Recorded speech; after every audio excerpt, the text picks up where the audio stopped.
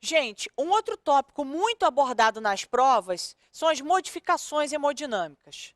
Então, a nossa sugestão aqui é que você perca um pouquinho de tempo na sua leitura do material didático, focando aí nessas modificações hemodinâmicas. Aqui a gente vai chamar atenção para aquilo que você deve memorizar para as provas.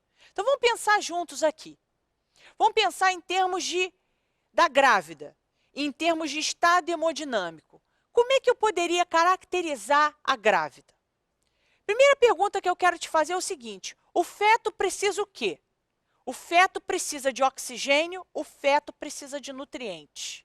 Então, é claro que as modificações, elas vão ter o quê? Que garantir oxigênio e garantir nutrientes. E aí, nesse contexto, é claro que a grávida ela precisa ter uma modificação em termos hemodinâmicos. E é por esse motivo que a gente diz que a grávida está num grande estado de hipercinesia. A gente tem um estado hipercinético na gravidez. Vamos poder detalhar um pouco mais? Se ela tem um estado hipercinético na gravidez, é claro que a gente vai ter o quê? Um aumento da frequência cardíaca e um aumento do débito cardíaco. Muito bem. Só que essas alterações fisiológicas podem produzir alguns achados no exame físico.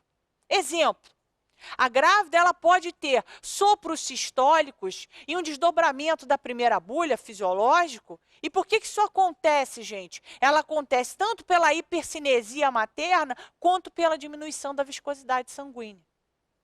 Além disso, a grávida ela pode ter uma B3 ocasional. Então, nada para a gente se preocupar. Esses são achados que a gente encontra no exame físico da gestante por conta dessas alterações aí desse estado hipercinético da gravidez. Aí você pode estar se perguntando, perfeito, isso em termos clínicos. Em termos de traçado eletrocardiográfico, o que a gente pode surpreender? Vamos pensar. O útero ele está em crescimento. Então, o útero em crescimento, ele faz o quê? Ele faz uma elevação do diafragma. Essa elevação do diafragma pode levar a um desvio do eixo elétrico para a esquerda, pode levar a um aumento da imagem cardíaca, se a gente, por exemplo, radiografa uma paciente, e a um desvio do eixo elétrico. Mas eu te pergunto, isso leva a uma alteração importante em termos de traçado eletrocardiográfico? Não. Então, essas alterações que a gente pode ter aí em termos da estrutura aí, da caixa torácica e da estrutura aí do coração e do desvio elétrico, não tem repercussão em termos de traçado eletrocardiográfico que você precise memorizar para fins de prova. Perfeito? Nesse contexto aí, é importante a gente imaginar o seguinte: o que acontece em termos da resistência vascular periférica? Vamos pensar juntos. O que o feto precisa? O feto precisa de oxigênios e nutrientes. Para que isso chegue, eu preciso ou não de um relaxamento vascular? Eu preciso de um relaxamento vascular. Ora, se eu preciso de um relaxamento vascular, eu tenho que ter o quê? Uma diminuição da resistência vascular periférica. E por que a gente tem essa diminuição da resistência vascular periférica? Por dois motivos. Motivo primordial, a placenta, gente, ela funciona como um grande enxante arteriovenoso. A placenta, ela funciona como uma grande fístula. E, além disso, a gente tem o efeito da progesterona. Então, por esses dois efeitos, a gravidez ela é marcada por essa diminuição da resistência vascular periférica, que vai permitir aí que o sangue chegue carregando o oxigênio e os nutrientes para o desenvolvimento fetal. E, claro, o que acontece com a minha pressão arterial? Ela sobe? Ela diminui? Se eu tenho uma diminuição da resistência vascular periférica, eu obviamente vou ter o quê? Uma diminuição da minha pressão arterial. E há que se dizer aqui que essa diminuição ela é mais pronunciada no componente diastólico da pressão arterial do que propriamente no componente sistólico. Então, isso vale a pena ser memorizado. E que ela é mais pronunciada no segundo trimestre da gravidez. Quando a paciente ela chega no terceiro trimestre, a gente tem uma tendência aí a que a pressão atinge os níveis pré-gestacionais, pré-gravídicos.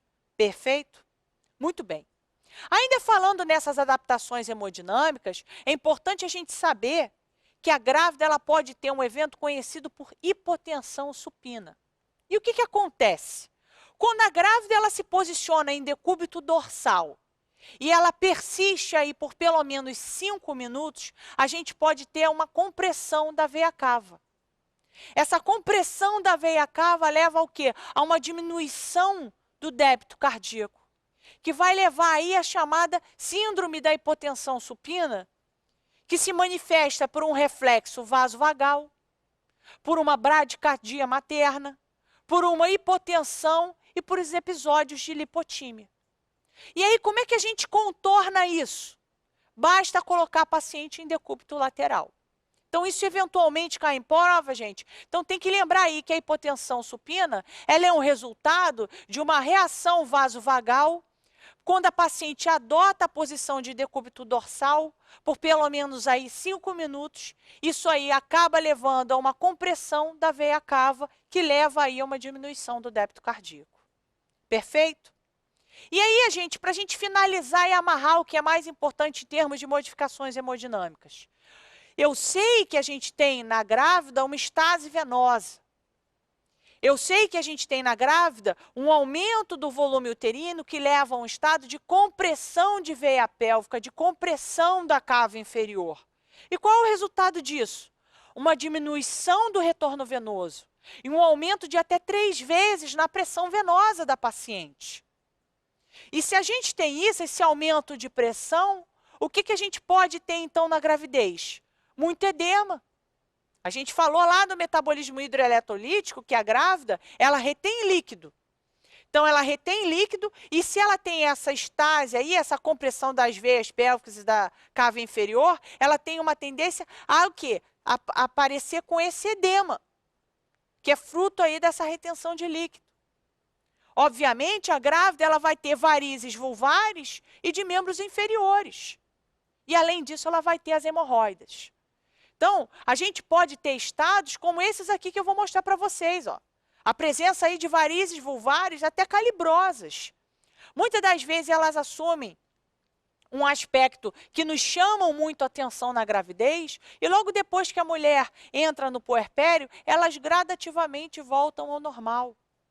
Da mesma forma, muitas das vezes a gente vê pacientes assim, que vão tendo uma piora aí da doença vascular venosa dela, com uma insuficiência venosa até na gravidez, com essas varizes como a gente está vendo aí.